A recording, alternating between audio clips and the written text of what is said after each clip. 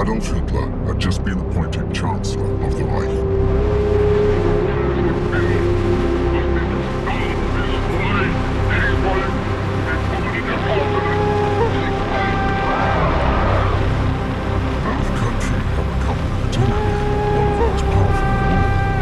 Also led in another domain, that of science. Germany was a pioneer in disciplines such as chemistry and physics. For almost 40 years, it had been the nation with the most Nobel Prize winners, such as Max Planck, the energy specialist, Albert Einstein, and a certain Werner Heisenberg, one of the most brilliant atomic researchers in the land, generally thought of as a genius. To the eyes of the world, Germany seemed to be an extremely scientifically advanced country.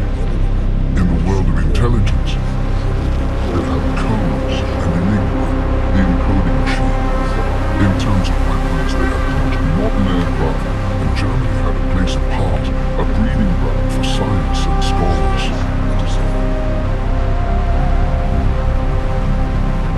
But Hitler's anti-Semitic laws led to the exile of many brilliant scientists, including Albert Einstein, who settled in the USA.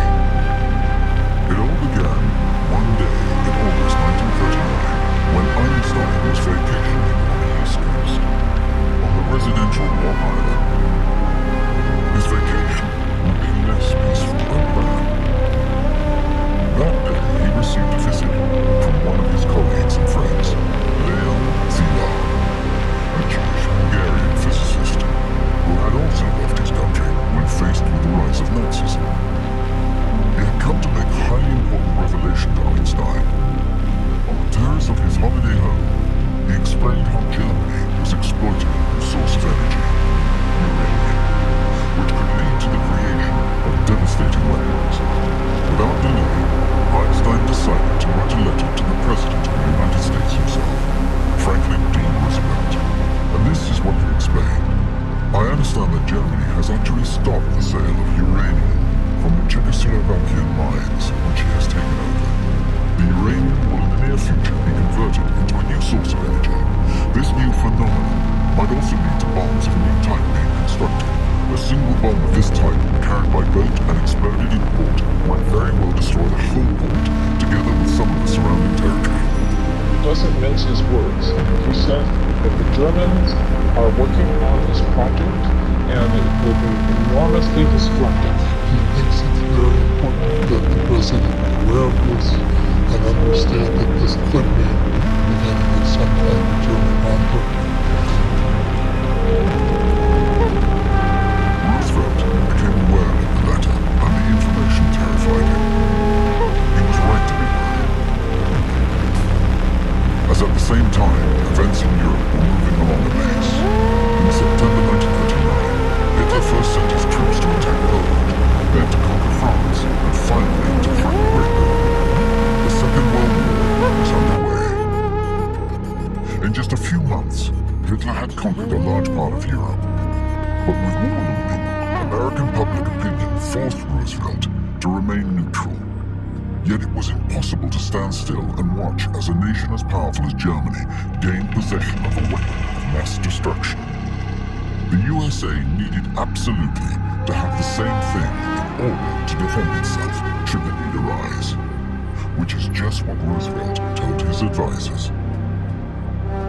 Roosevelt listens and says, I see. What you're telling me is that we have to be careful that our neighbor doesn't blow us up.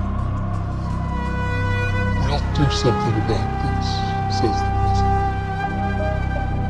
So as not to be left behind, Roosevelt summoned scientists entrusted with a feasibility study for the atomic bomb. At that point, the project was very small, just a dozen men and a budget of barely $100,000. But one event turned everything upside down.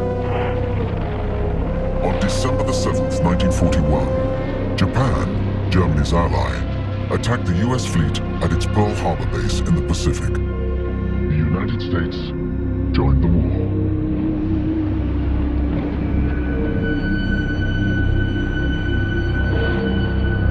I ask the Congress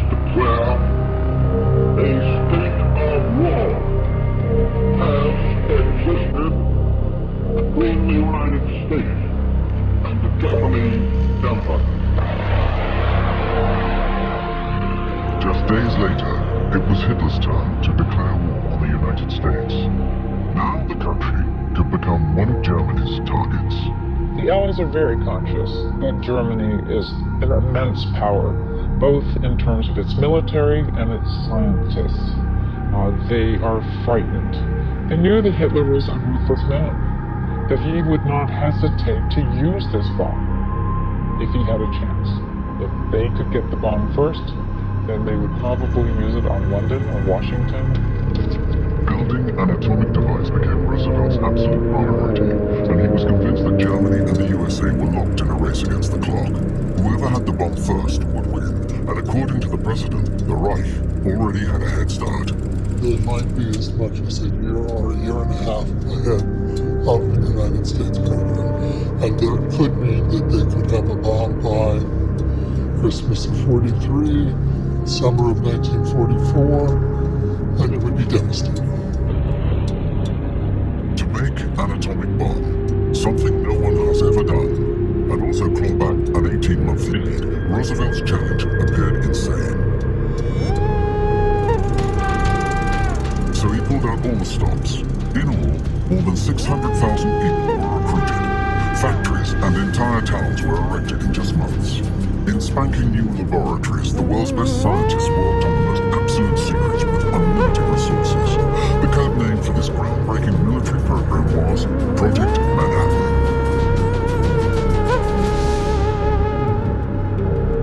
At its head, two men with radically different profiles. Leslie Groves, the soldier, and Robert Oppenheimer, the scientist. Groves was chosen by Roosevelt himself to run the program. The man had an extraordinary profile. He was both a general and an engineer, and his experience was unquestioned. He had built the Pentagon, the biggest headquarters of any of the world's military forces.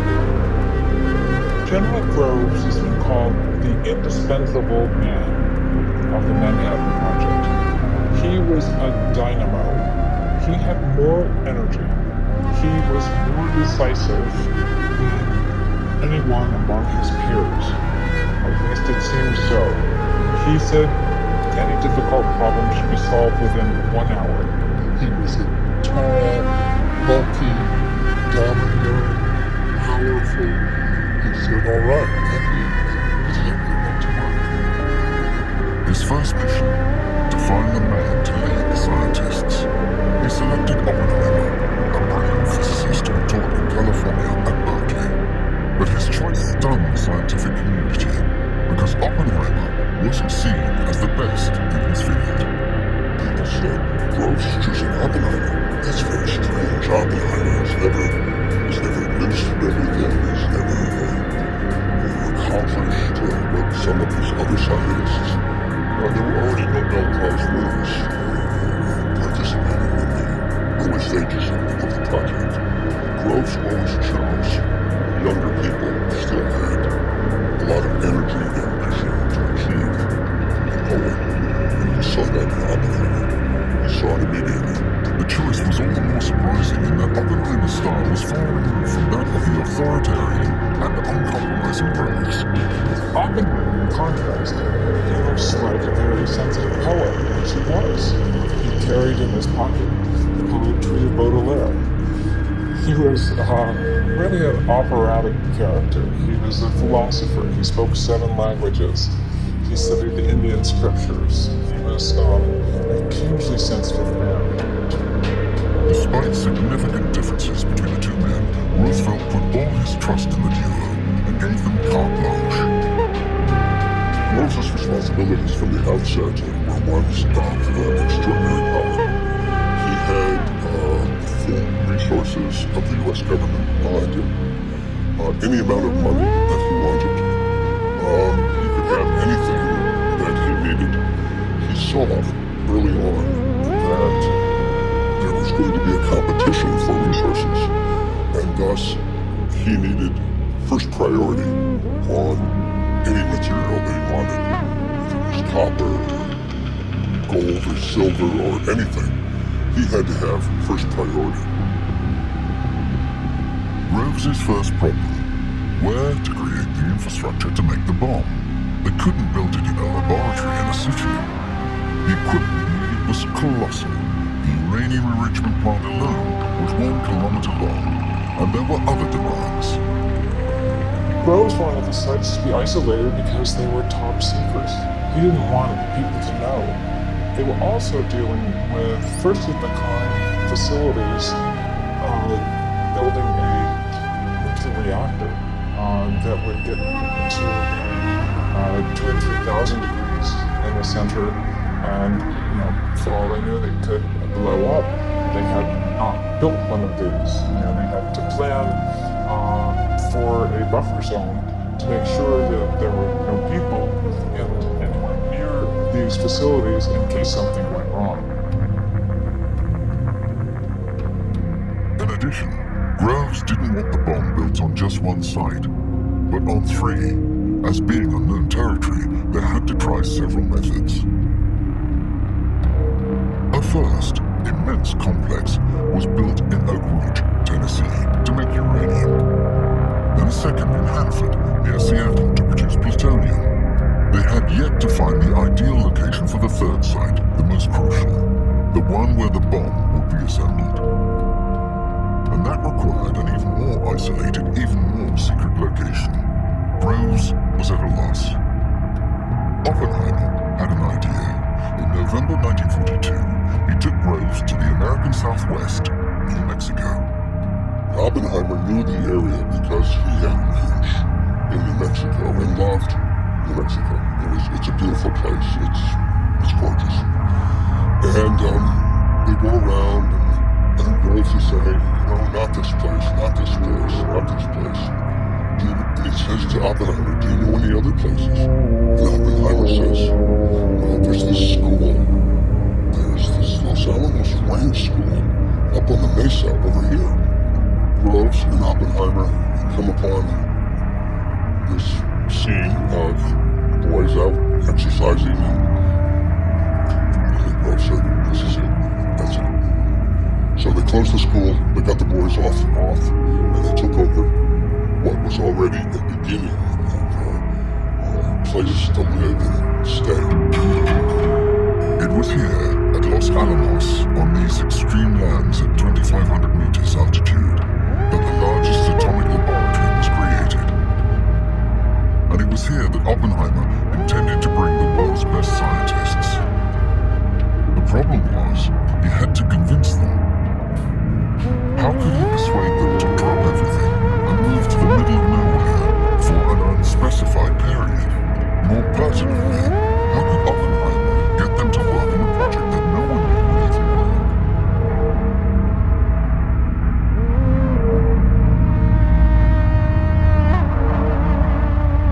That's part of Groves's and Oppenheimer's dilemma. They don't know that it's going to work. Maybe it wouldn't work. Maybe it would be a failure. They press the button. Nothing happened. Maybe it fails. Maybe it was a failure. Oppenheimer had a tricky task, so to recruit the best brains, he took his pilgrim staff and crisscrossed the United States. For a year, one after another, he tried to convince them, one after another, with an irrefutable argument. This is what he said. What they were working on might not only end this war, but possibly all future wars. So he put it to them in a way that was drawing upon their patriotism, drawing upon their visceral hatred of Germany and Hitler and his anti-Semitic regime, and it was quite compelling for many of the scientists. Though Einstein wasn't authorized to take part in the project because of his pacifist leanings, Oppenheimer's gamble paid off. He had assembled the best scientists in the world, among them 20 Nobel Prize winners. In the spring of 1943, they came to the New Mexico desert and Los Alamos.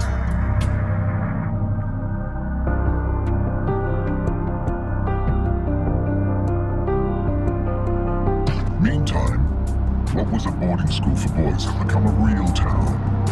Mobile homes as far as the eye could see. There were offices, assembly workshops, laboratories, as well as a hospital and supermarkets. An almost normal town where security was omnipresent. Barbed wire all around. Military police patrols around the clock. In all, 7,000 people lived here. Along with the soldiers and scientists were all the personnel needed to keep a town running. Laborers and administrators. There were also housewives who had followed their husbands and their children. Dimas Chavez was 6 when he moved to Los Alamos in August 1943. His father had just been hired to build more laboratories. When he arrived, he saw that he had just entered the most secret town on Earth.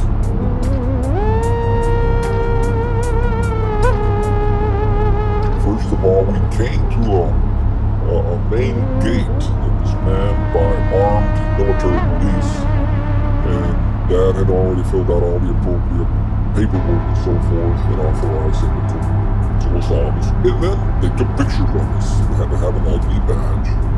And what he told my father, he said, okay, now get in your vehicle and proceed on this road. And there will be another checkpoint about a mile down the road. And you are going to be given a certain amount of time when you leave here to when you get there. And if you don't get in there in the prescribed period of time, people will come after you. I didn't know what the word was going on. If Dad had a flat tire, what have you, what would happen to us? Fortunately, everything went fine. We slipped right in.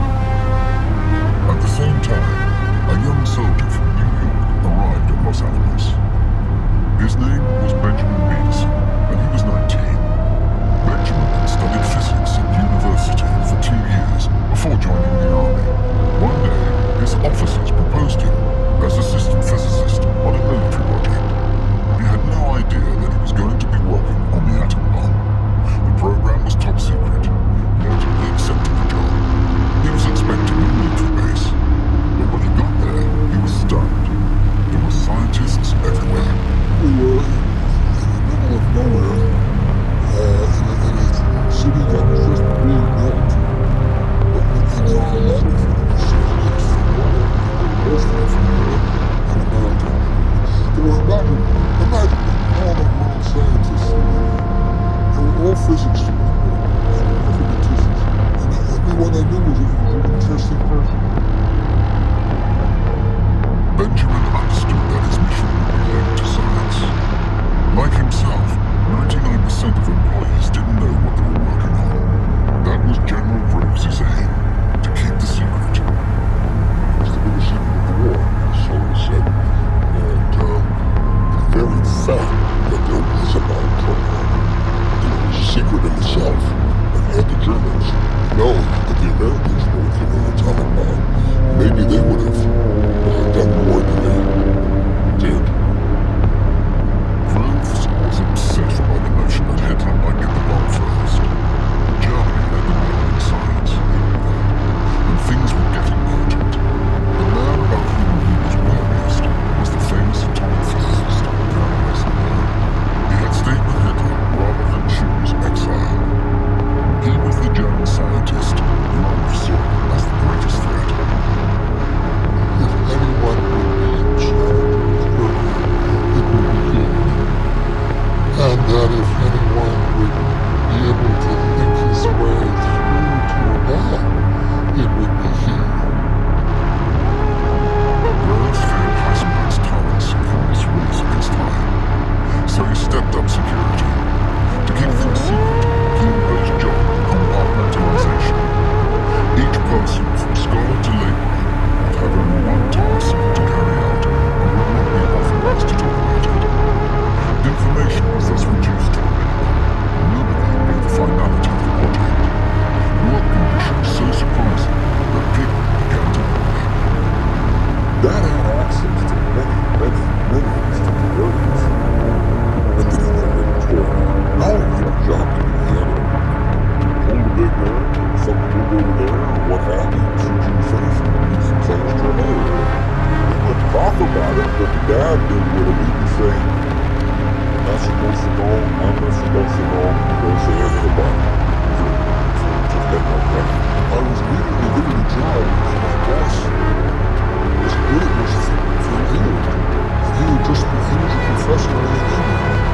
physics professor, so I knew that I was doing physics. But I had no idea what it was.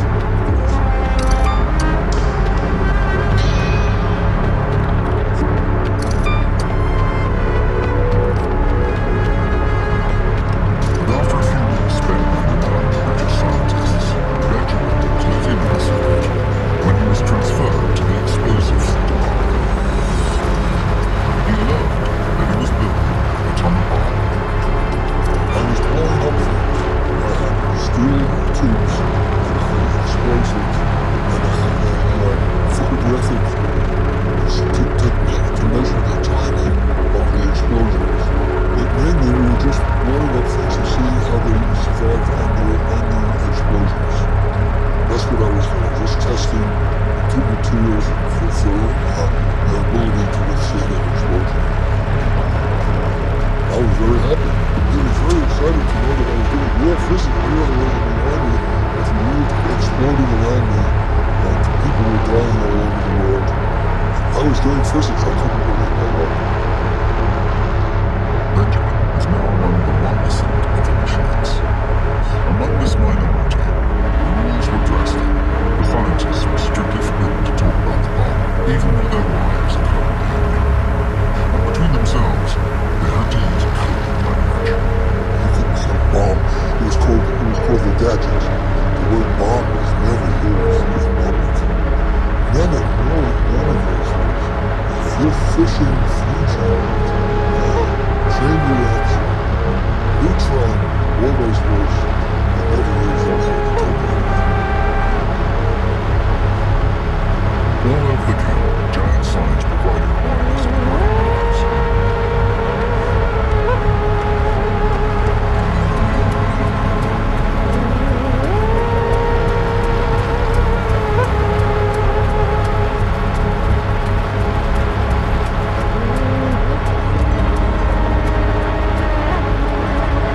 Well, I was dying to tell you what was going on.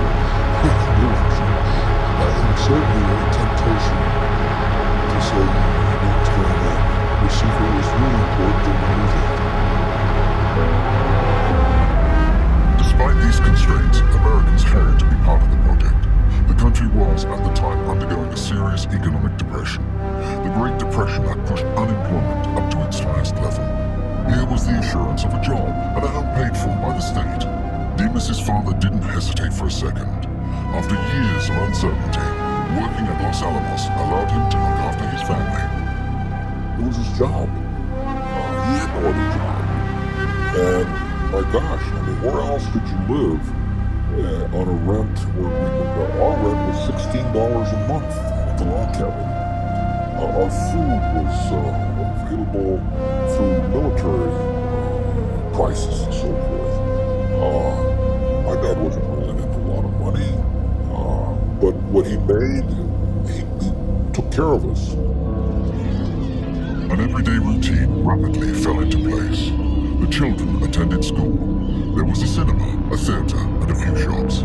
Enough to keep the inhabitants busy, as they were not allowed to leave town. Each found entertainment where he could.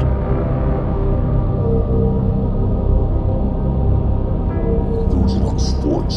There was men got involved with basketball, with softball, with baseball.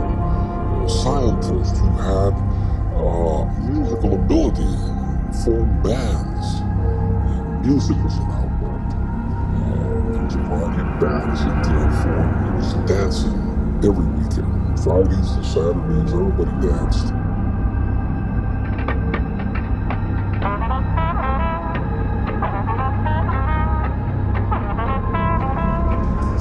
But even on Saturday nights, Big Brother wasn't far away. The bartenders were agents who were listening to their conversations. And if someone had gotten a little too drunk and loose with his conversation and was talking too much about what he was working on, he would be quickly whisked away from bars. And for those who were a little too chatty, there was no second chance. If there was someone who was a security risk, that person would be sent months to do some other assignment, such as in the Aleutian Islands in Alaska. I mean, they would get rid of them, but they couldn't just let them go free to back to civilian life. They'd go somewhere they could keep tabs on them. In this high-security environment, the scientists worked hard. But by January 1944, 1 year after Project Manhattan had begun, panic had set in. They still didn't have a bomb. It wasn't even possible to say whether they'd have one before the Germans. And Rose had a major new problem to face, as after Germany, a second rival had appeared in this race against time. But this time, it was an ally.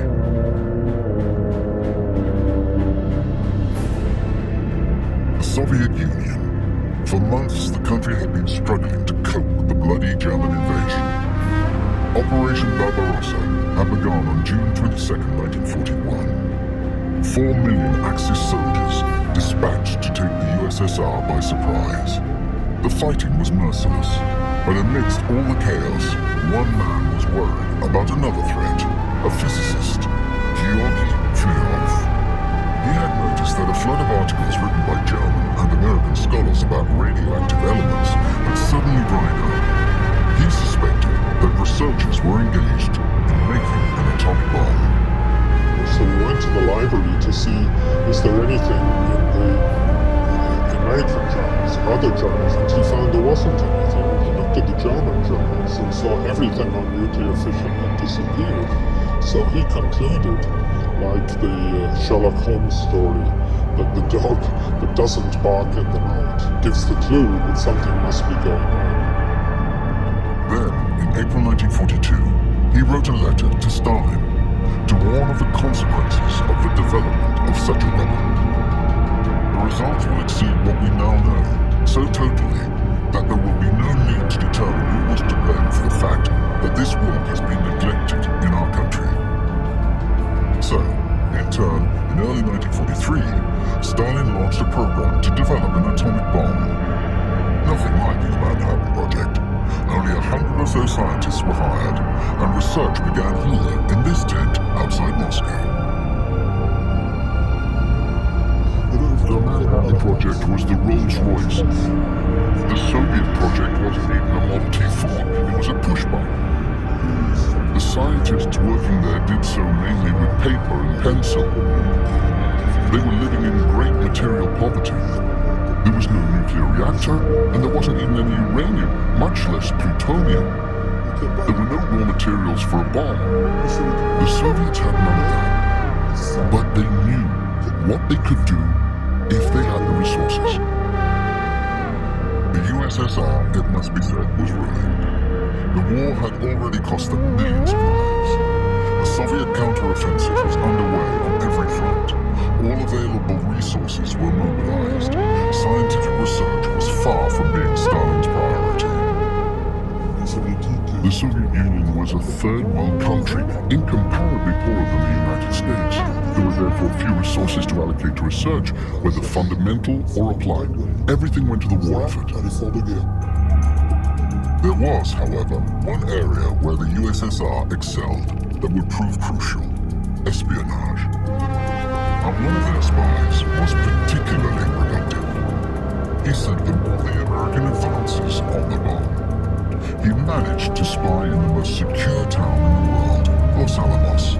His name was Klaus Fuchs.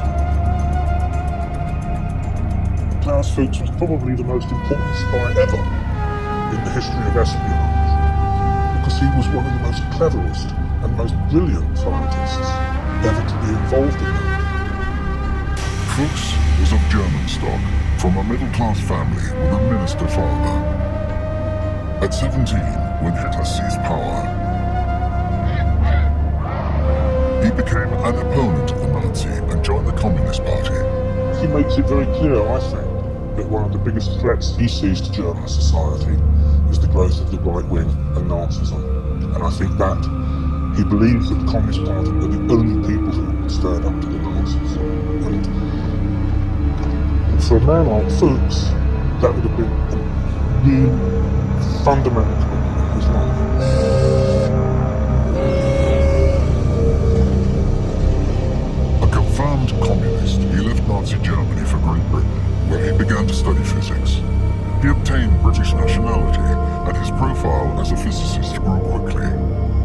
then recruited to work on the British atomic bomb project that began in 1940, 2 years before the Manhattan Project.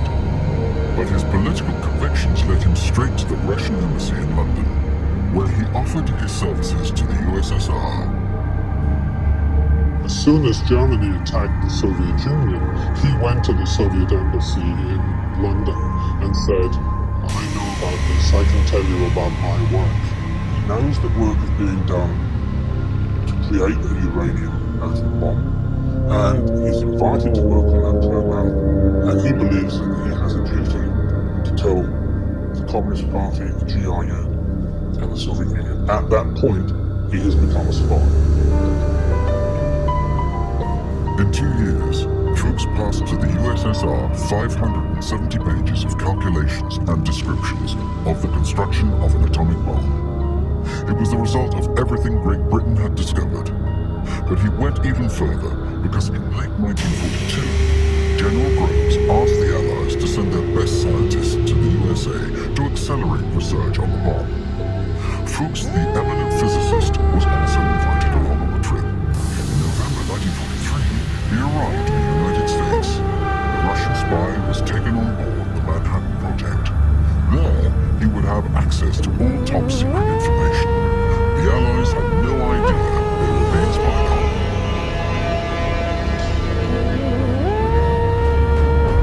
Groves had one obsession. Though his bomb would not be finished for several months, he still didn't know whether Hitler was ready to launch his own. To find out, he had to interrogate the scientists who had remained in Germany. First among them, Werner Heisenberg, who was heading up the German program. The only way to get to him was to send men into the field. But that would have to wait for spring 1944 and the liberation of Europe.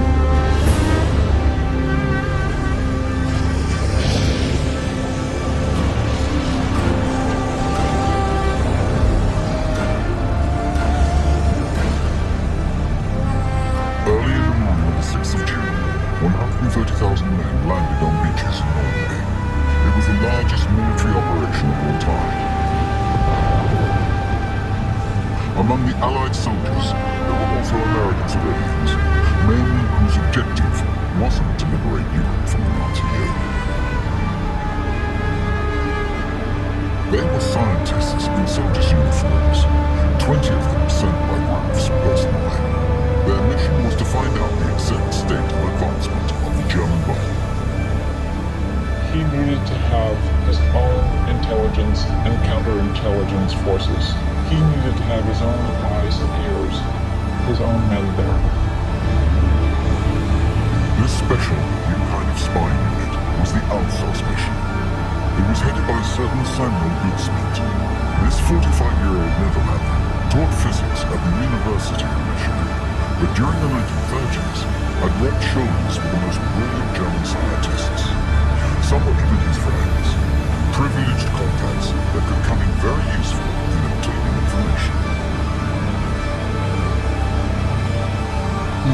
It's a lot of parameters for an ideal person to go track down the scientists and interrogate them.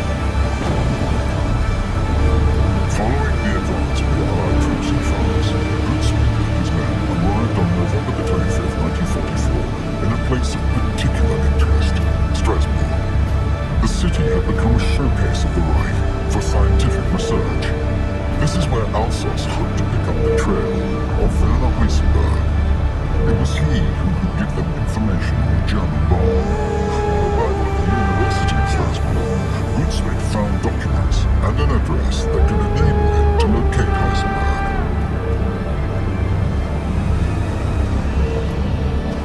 Goodsmith discovers it's very exciting news that Heisenberg, the central figure he's looking for, is not in Berlin, which is being bombed to destruction at that point in the war, but has moved to Hechingen, where in fact the Black Forest, what there is of the German bomb program, has been moved.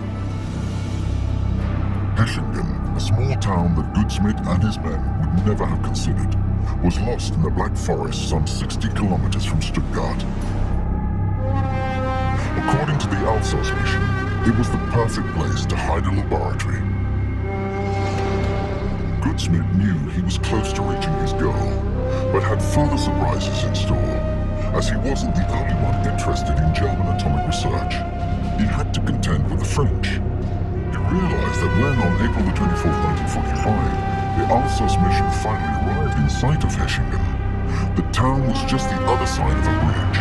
But the problem was, another army was already stationed there and ready to enter the town. The French Liberation Army. Nothing serious. They were allies after all. But when it came to headhunting scientists, it was every man for himself. And the French, after 5 years of war, were only just beginning their nuclear program. The French have their own intelligence program and would like to capture some of these scientists for post-war France. So there is a lot of competition to get to these scientists first. If the French were to capture Heisenberg, they would, in all probability, keep him to themselves. It was a tricky situation. It was vital that the Alsace mission prevent the First French Army from advancing. But what could they do? The Americans tried bluffing. They do say, wait, it's a magic bomb. You don't want to go in there. Our planes are coming. The French officers say, all right, we move. The Alsace people run in. As a result, the First Army stood firm and didn't enter Hechingen. The Alsace mission hurried on in. At the address found in Strasbourg University, they found a church, and when they searched it, they hit the jackpot. In the crypt, Smith found a secret laboratory and a huge reactor. But amid the drama, it turned out it wasn't a bomb at all, but an atomic battery that could only be used to make electricity. The Alsace team was relieved. 2 weeks later, it picked up Heisenberg. He confirmed that Germany was still a long way off mastering atomic energy.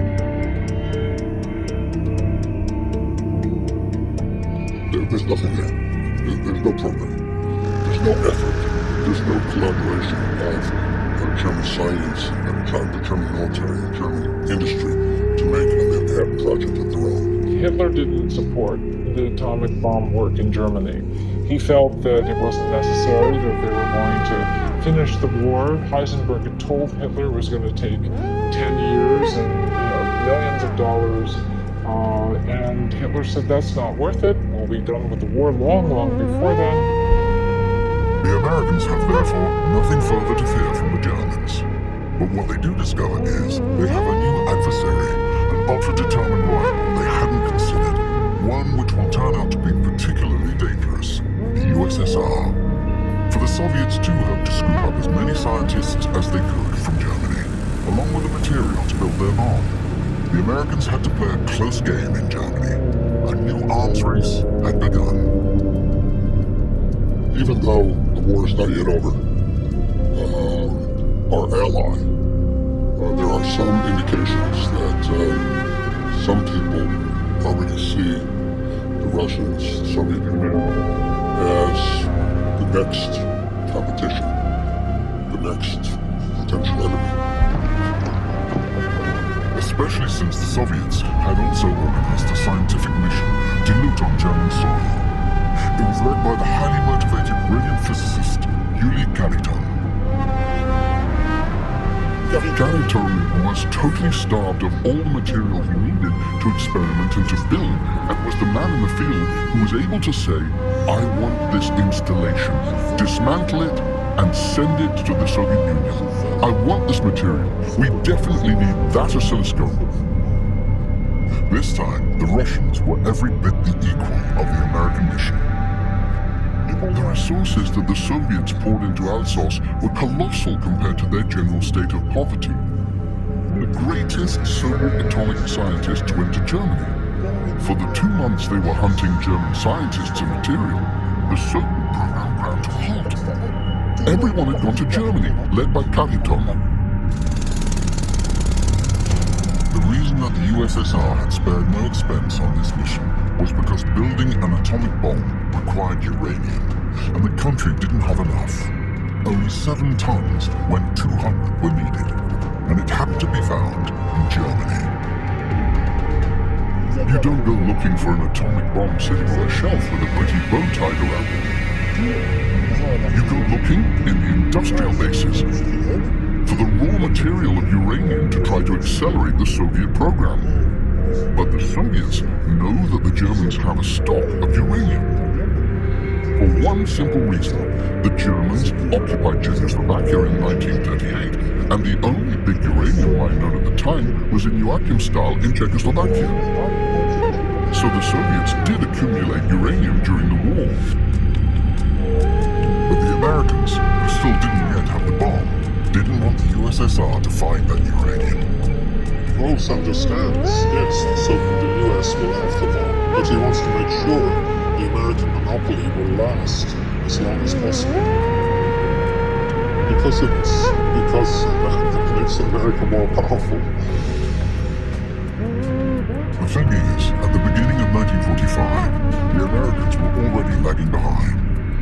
While they were stuck in the Ardennes, the Red Army with its scientists had already entered Germany from the east and was advancing on Berlin.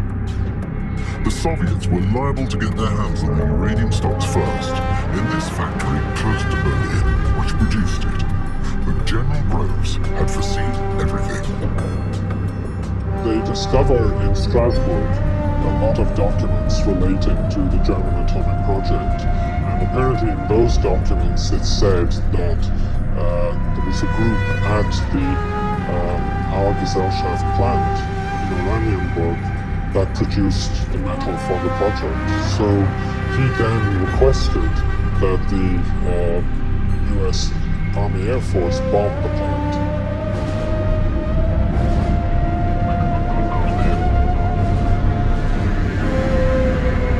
On March the 15th, 1945, 600 US bombers dropped 1,500 tons of explosives and incendiary bombs on the plant.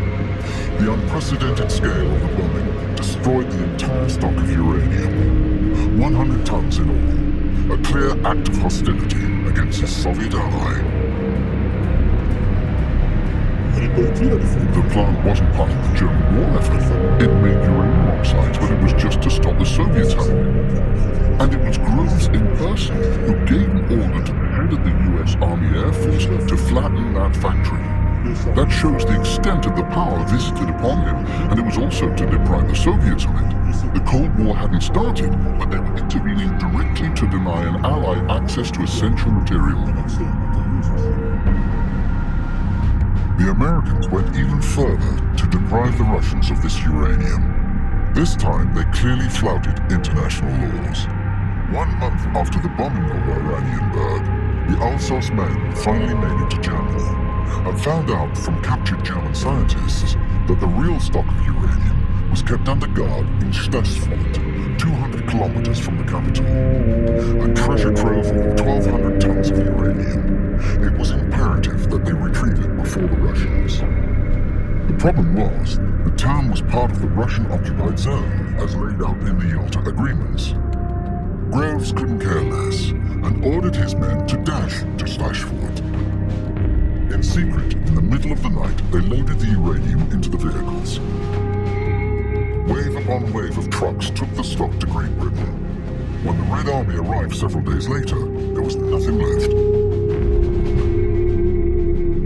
The Soviet Union knew what had happened, and they made some protest not about the seizing of the uranium, but about the fact that US troops had crossed into an area that was supposed to be part of the Soviet zone of occupation. They had no right to do that. Are you sure they had no right to do that?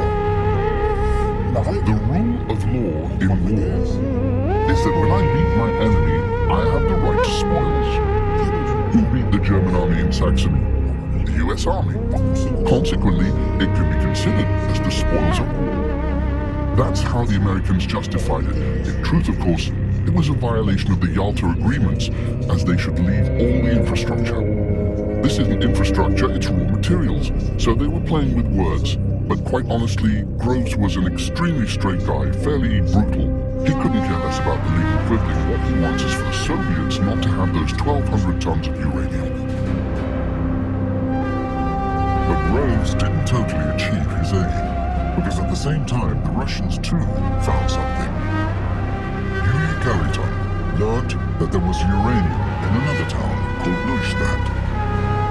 But that's a very common name in Germany. 20 towns shared the name, and 10 of them were in the Soviet zone. So they searched them all with a fine-tooth comb. Carrington himself went there with his little Geiger counter. He went there with Zeldovich, and they began 1, 2, 3, 4, 5, nothing. 6, 7, 8, 9, nothing. They get desperate, and there's only one left, and bingo, that's the one. Neustadt and Glever, in a large leather town, which had already been requisitioned by the Soviets. There, Carrington discovered a warehouse with huge piles of casks. The problem was, they were full of lead. The lead reduced the radiation and prevented Carrington's Geiger counter from working. So, there was nothing conclusive. He wondered whether the clocking was down to natural background radioactivity. So, he dropped it and left. Then he had a bad night's sleep and told his colleagues, "We're going back there." And I think it was on the third visit that finally he had the lead casks unsealed and saw his Geiger counter go through the roof, as he had found 100 tons of highly enriched uranium oxide, which was immediately sent to the Soviet Union. 100 tons is enough to start a program, not quite enough, but a good start. And the Russians were able to make great strides, as they were soon to receive the manual of how to make a turnkey atomic bomb. This was passed on by their spy Klaus Fuchs, who had infiltrated the Allies. After spending 8 months in a New York laboratory, he became one of the best theoreticians in the world. This knowledge was vital to the research into the making of the gadget, so he managed in 1944 to be transferred to Los Alamos. There he obtained a key position, more importantly, one that afforded him an overall view of the bomb. He was in the theoretical division, working on this absolutely key problem of how to detonate a plutonium bomb, what the implosion mechanism is. And the theoretical division was rather open to discussion. So Fuchs was in a position actually to have a very clear idea of the design of the bomb, of the problems that would arise in using plutonium for a bomb. Fuchs worked hard, 18 hours a day. He was respected by his colleagues, even the most eminent, and as a good spy, he managed to win their trust. He was a very quiet, law-abiding person. He babysat for the children of his colleagues at Los Alamos. He was very polite, reserved. He seemed to be the last person to be a spy, but of course he was the first person to be a spy. He knew so many details. He knew, what the bomb casing looked like, what the inside lenses looked like, what the initiator looked like, all of these details that most people in the project wouldn't have known all of it, but he had been so trusted and he was so involved in the work that he had knowledge of this. Fuchs was able to pass all this top-secret information to Moscow thanks to the privilege afforded his status. Exceptionally, he was authorized to leave Los Alamos. His contact was Harry Gold, an American communist recruited by the Soviet secret services. For a year, Fuchs and his messenger met up sporadically. But on June the 6th, 1945, the meeting between the two men was capital. Fuchs handed Gold the documents that would save the USSR 18 months of research and $26 billion. Fuchs leaves Los Alamos in his car, drives out to Santa Fe. It's in the evening. They go to the bridge. They see the public park just outside of Santa Fe. It's overlooking the town. And then Fuchs hands over a large the document. Fuchs supplied a detailed description of the plutonium bomb, and with all the relevant dimensions and all the different components of the bomb.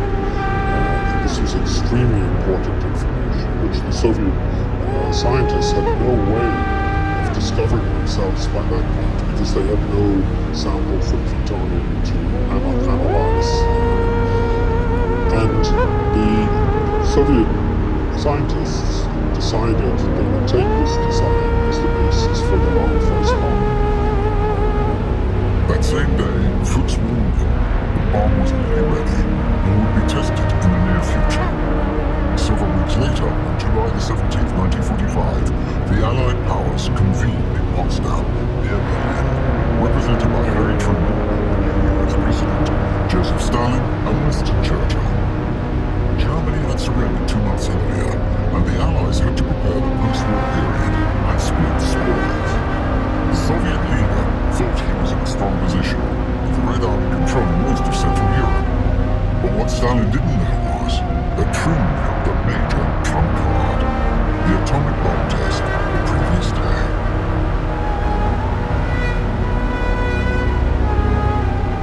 Just after sunrise on July the 16th, 1945, at Alamogordo in the New Mexico desert, in the greatest secrecy, the first nuclear explosion in history was about to be detonated, testing an implosion levels containing 6 kilos of plutonium.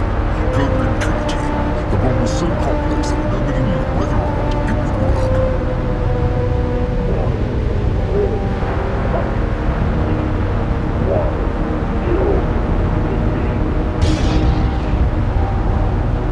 At 5:30 a.m., the bomb's detonation released the energy equivalent to 21 kilotons of TNT. The explosion was visible over a 300-kilometer radius. It was a total success. The USA had the ultimate weapon. Truman, who had just arrived at the Potsdam conference, heard the news via a coded telegram from General Graves. Operated on this morning. Diagnosis not yet complete, but results seem satisfactory and already exceed expectations. Truman didn't grasp the importance of this message at his first meeting with Stalin. Negotiations continued, but then Truman received a detailed account of Trinity's explosion. He saw that the bomb was a total success. Doctor has just returned most enthusiastic and confident that little boy is as husky as his big brother. The light in his eyes, discernible from here to Highland, and I could have heard his screams from here to my farm. The situation was turned on its head. Truman now knew that he was in a position of strength. He even decided to announce the news to Stalin. Ça s'est passé très vite. It happened quickly. It lasted a minute. Stalin was leaving the conference room. Truman ran after him and casually informed him, Comme ça, sans insister. "We've just tested a bomb of terrifying effectiveness that is capable of destroying a whole city." Stalin merely said, "Spasibo." Thank you. That's all. Truman had in his hands a revolutionary diplomatic weapon. His message to Stalin was clear. You have the world's biggest conventional army, most probably the best, the Red Army, and its 300 divisions. You think you hold the trump card, but I show up with a trump that dwarfs yours. So when it comes to talks, it's no longer you who has the big stick, it's me. This is Act 1 of what was called clear diplomacy. Now it was the United States who could dictate conditions. With this bomb, Truman had no need for Soviet help in obtaining Japan's surrender. He even brushed Stalin aside at the signature of the Allies' final declaration, an insult to the Soviet leader. The Cold War began in Potsdam. 4 days after the end of the conference, and only 3 weeks after the Trinity test, the United States launched their 2 atomic bombs on the Japanese Empire. The first, on Hiroshima, was a uranium bomb. The second, over Nagasaki, was a plutonium bomb. They ushered in the threat of a nuclear war.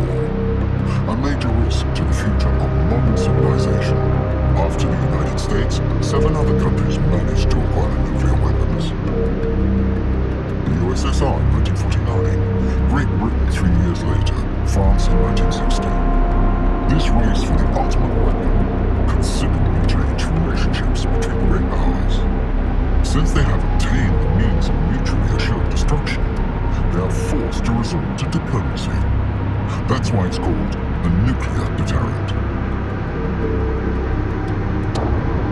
Today, the issue is no longer how to win the war, but how to avoid